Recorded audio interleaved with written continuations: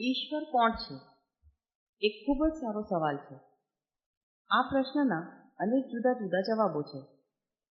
કેટલાક લોકો કહે છે ઈશ્વર નથી. આ સવાલનો તમારો જવાબ નક્કી કરશે કે તમે અન્ય લોકો સાથે કેવો વ્યવહાર કરો છો અને તમે મરણોત્તર જીવન ક્યાં વિતાવશો.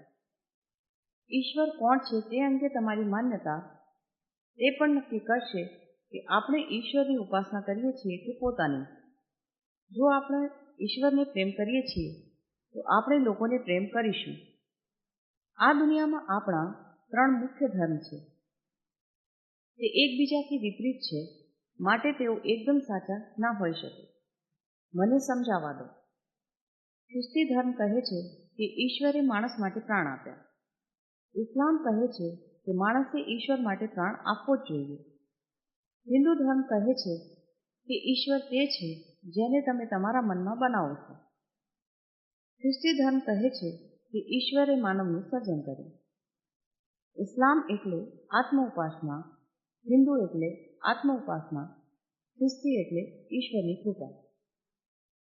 આત્મ ઉપાસના એ ઈશ્વર માટે તે કરવાનો પ્રયાસ કરી રહ્યા છો જે ઈશ્વરે પહેલાથી તમારા માટે કર્યું છે. કૃપા એ છે જે ઈશ્વર તમારા માટે કરી રહ્યો છે જે તમે તમારી જાતે નથી કરી શકતા. કૃપા દ્વારા તમે શ્રદ્ધા મારફતે બચ્યા છો, નહીં કે તમારી જાતે.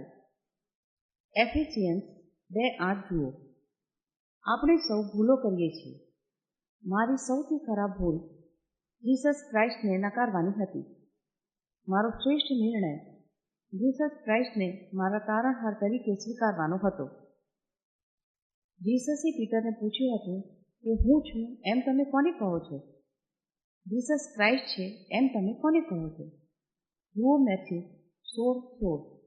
તમારા જીવનમાં સૌથી મહત્વના પ્રશ્નનો જવાબ તમે કેવી રીતે આપો છો તેના આધારે તમારો ભૂતકાળ, વર્તમાન અને ભાવિ જીવન નક્કી થાય છે. તે છે એમ તમે કોને કહો છો? જીસસ તમને પ્રેમ કરે છે.